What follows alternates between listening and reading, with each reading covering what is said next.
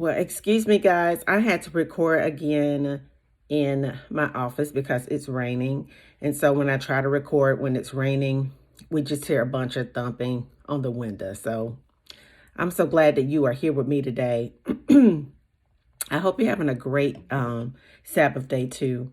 I just came out of prayer and this just dropped in my spirit for somebody. Toxic people, they love you. They love you because you have a very sincere heart and you are a loving person. And what people are used to doing is just taking advantage of you, and you stick around because you see the potential in people. But I want you to know, because you have changed and because God has done a work on the inside of you, that you are not the person that they are used to dealing with. And because of that, I want you to know that they are falling apart right now. The reason why you were able to develop spiritually and do all these neat things in your life now that you didn't even know that you had the power to do is because God took a hold of your heart and he began to do a work on the inside of you. You had nobody to bail you out. You had nobody that you could fall back on. You don't even have it in your heart to try to use somebody. So you literally took the time to sit there and allow God to work on the inside of you. But people that are toxic, people that are low vibrational, people that carry like demonic spirits on the inside of them, they never want to be alone with themselves because they have to deal with the turmoil that they're feeling on the inside. And so you were such a good source of supply and energy for this person.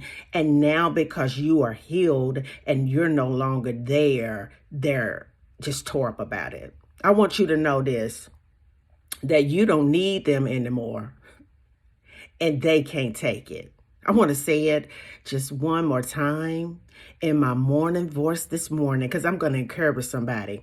You don't need them anymore, and it is tearing them up. Because see, the only thing that the enemy wanted to do through that person is find out every flaw, every insecurity, every deficiency about you. And if you sit back and you really think about your interaction with this type of spirit, you will see that every opportunity that they had, they would throw that up in your face, or they would use that to bruise you more, to damage you more with it. But when you became more aware of who you were created to be and who God created you to be, and when the pain pushed you in a corner to where you threw up your hands and you said, you know what, God, you got it. I have to sit here and see why I keep attracting the same man. Why do I keep attracting the same woman? Why do I keep continuing to have the same experiences? You began to observe your life. You woke up out of the trance. God woke you up out of the trance. You didn't do it on your own.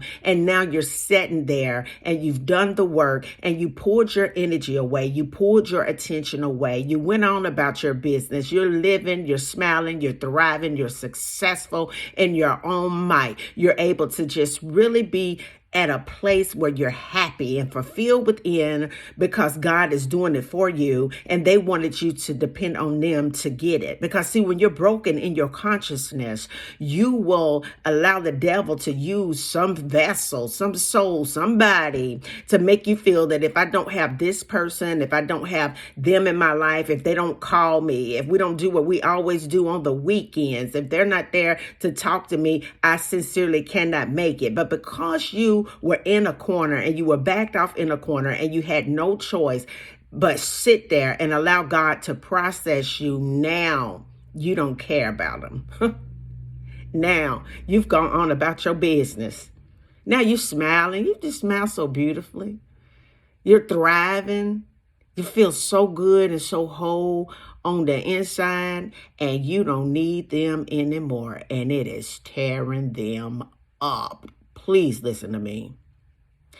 The best scheme that man or woman had going was this idea that they try to place in your mind and my mind, or whoever else will give them an opportunity to play in their mind, to make them feel that if I don't have you, it's just a hole in my heart. If I don't have a marriage, if I don't have that relationship, if I don't have that person, then I can't survive. Isn't it something how God will set you down and he will begin to plug the holes in your soul with his spirit? And then you realize, if I don't have God, I can't survive. If he ain't in my life, I can't even make it. I can't even think straight without his wisdom and his spirit just vibrating throughout my whole neurotransmitters in my brain. If it had not been for the Lord who was on my side, I don't know what I would have done. So then you begin to be a self person into yourself, not from a vain approach,